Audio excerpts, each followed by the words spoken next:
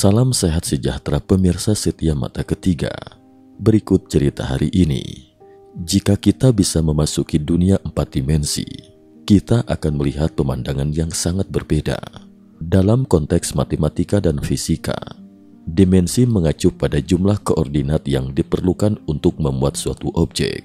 Sebagai contoh, dimensi 1 adalah sebuah garis lurus. Jika ada makhluk cerdas yang hidup di dalamnya, mereka hanya bisa bergerak di sepanjang garis tersebut dan tidak bisa memahami konsep lebar atau tinggi. Ketika kita menambahkan sebuah garis tegak lurus pada garis lurus tersebut, kita mendapatkan ruang 2 dimensi yang memiliki panjang dan lebar.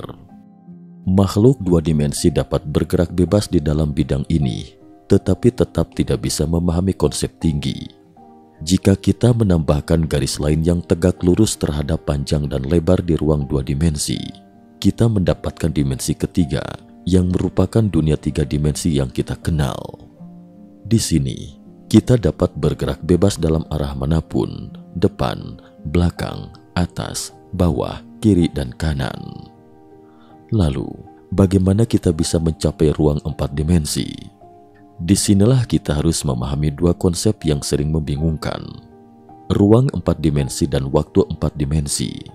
Pertama, jika kita melanjutkan pemikiran sebelumnya dengan menambahkan satu arah lagi yang tegak lurus terhadap panjang, lebar, dan tinggi, kita mendapatkan ruang 4 dimensi. Meskipun terdengar luar biasa, makhluk di dimensi yang lebih rendah memang akan kesulitan memahami dimensi yang lebih tinggi.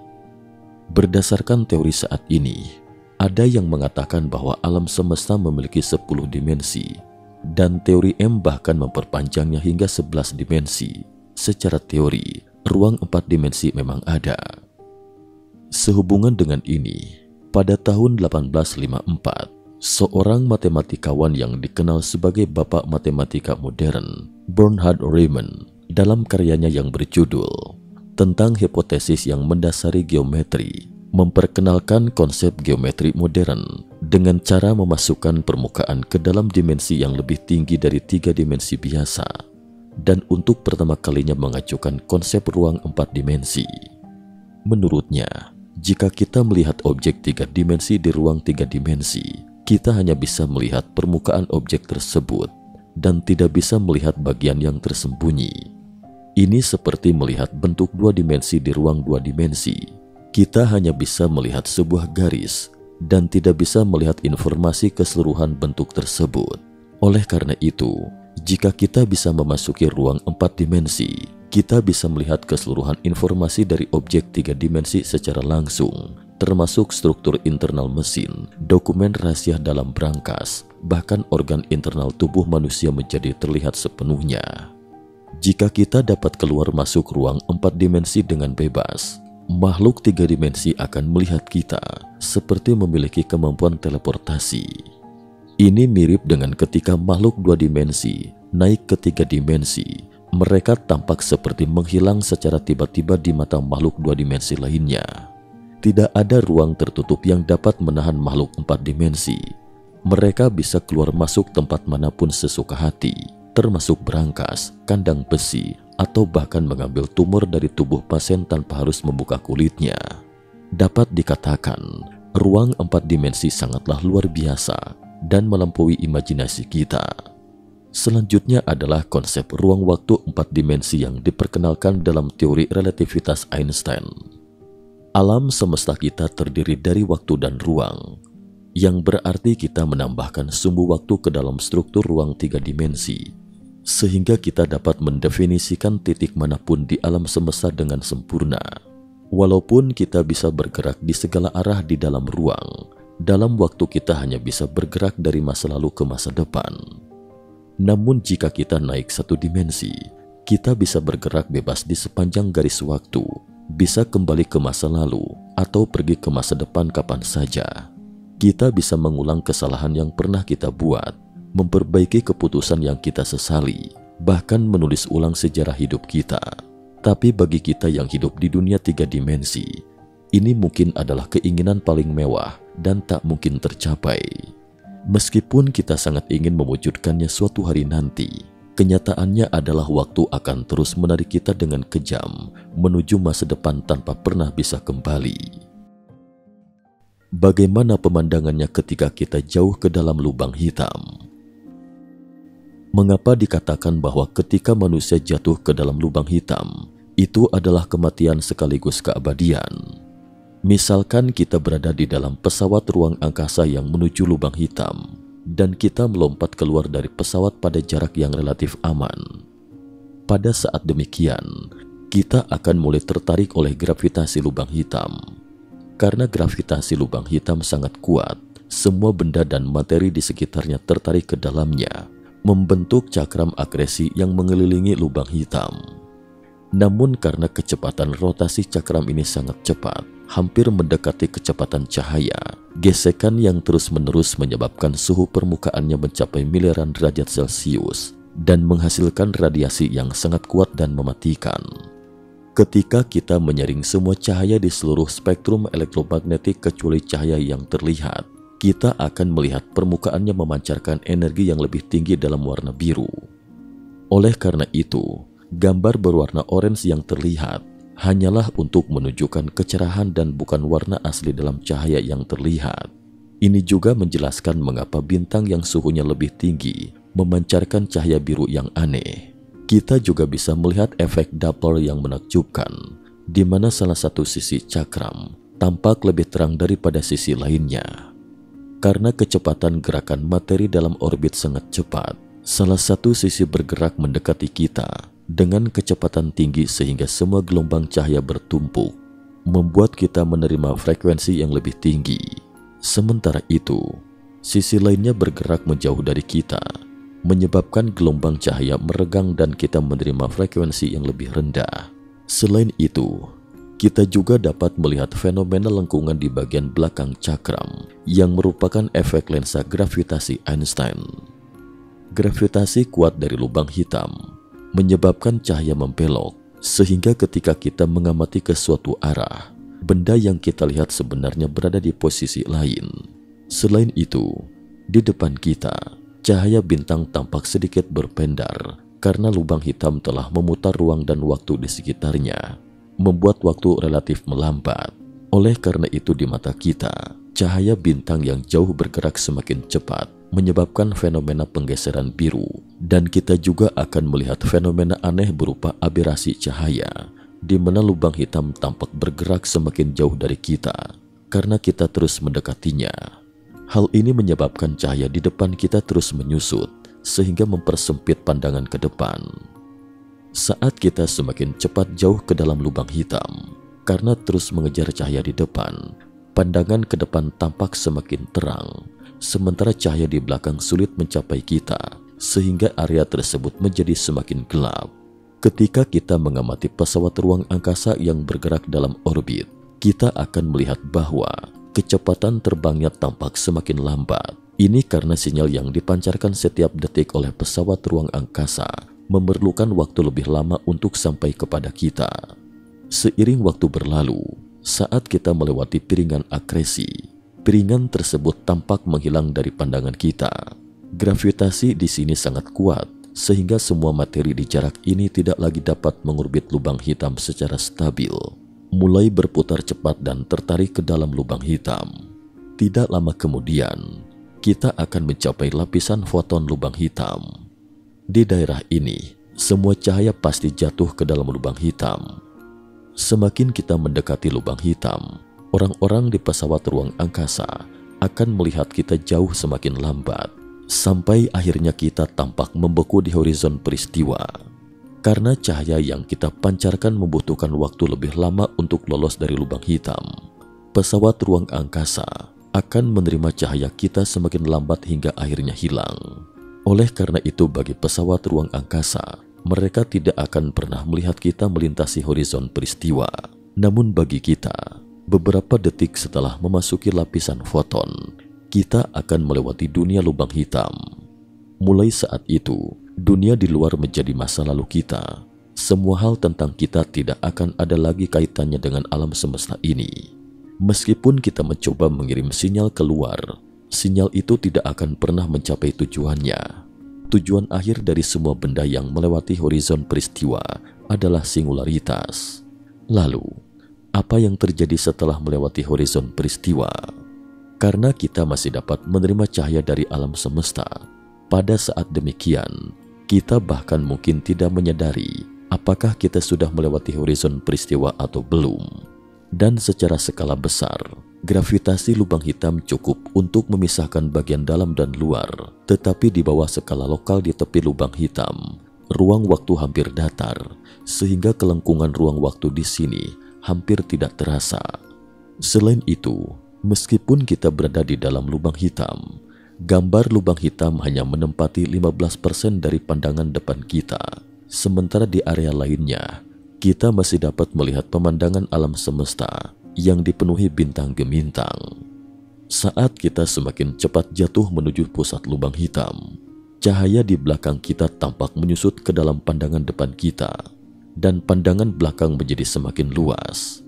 Meskipun kita bergerak menjauh dari pesawat ruang angkasa dengan sangat cepat, pesawat yang berada di belakang kita akan muncul di pandangan depan dan semakin membesar.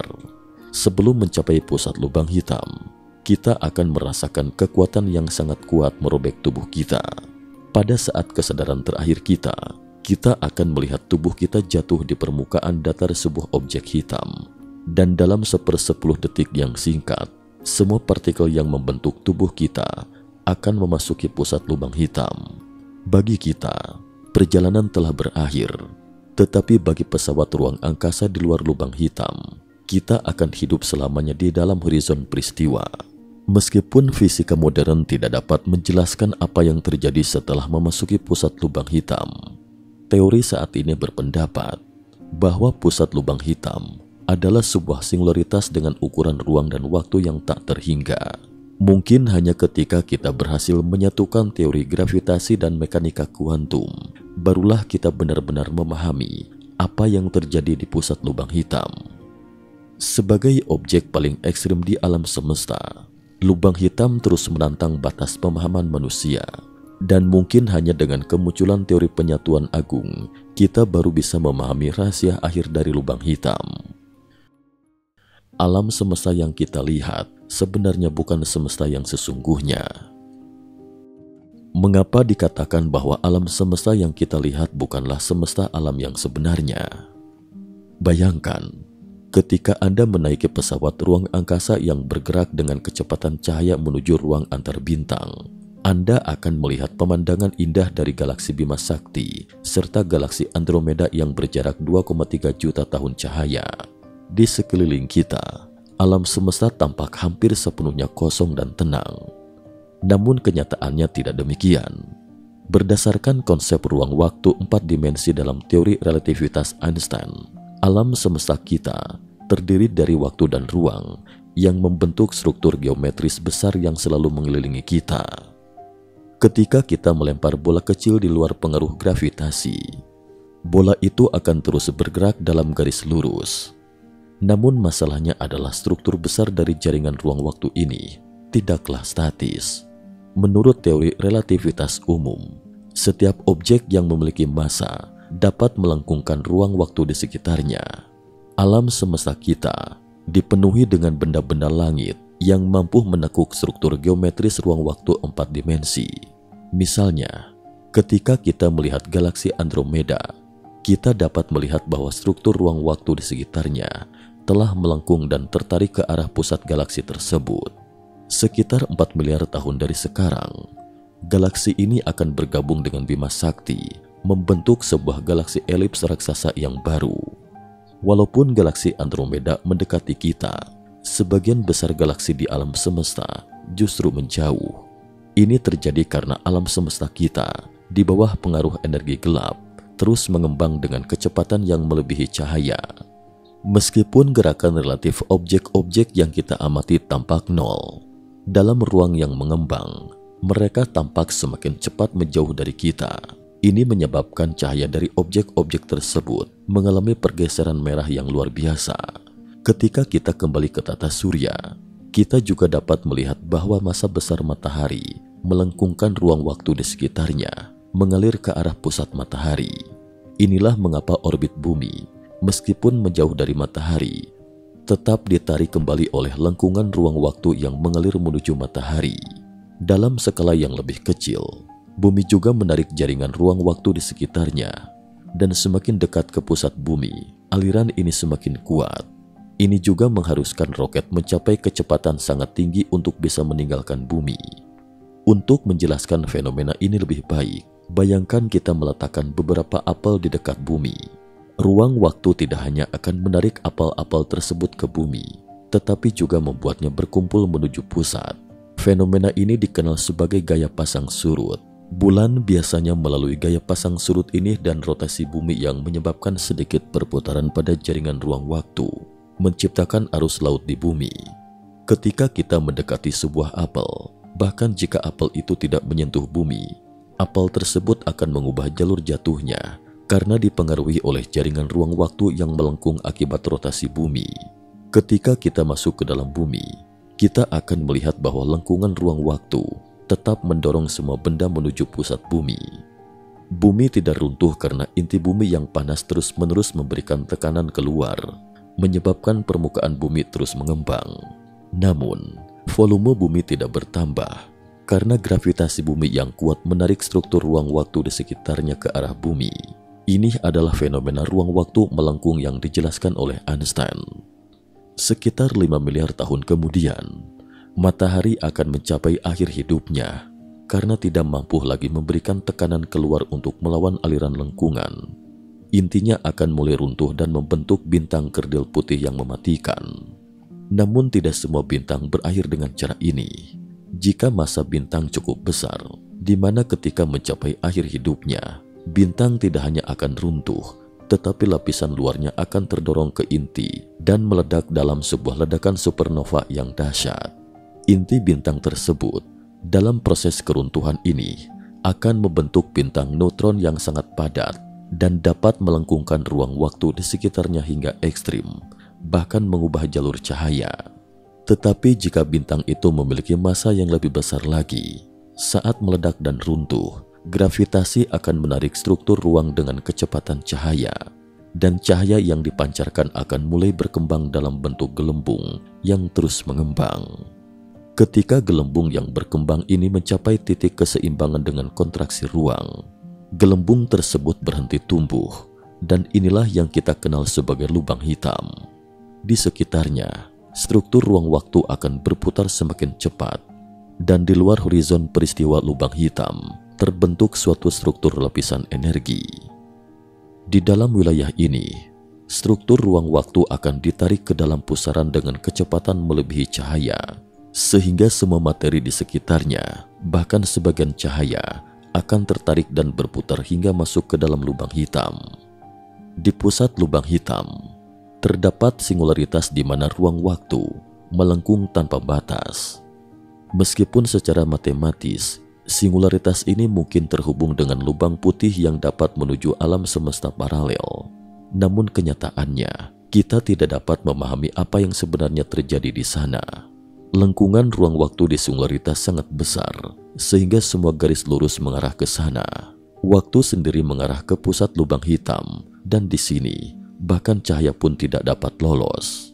Oleh karena itu, menuju singularitas adalah takdir akhir dari setiap objek yang melewati horizon peristiwa lubang hitam. Terima kasih atas perhatiannya. Sampai di sini dulu. Terima kasih atas perhatiannya.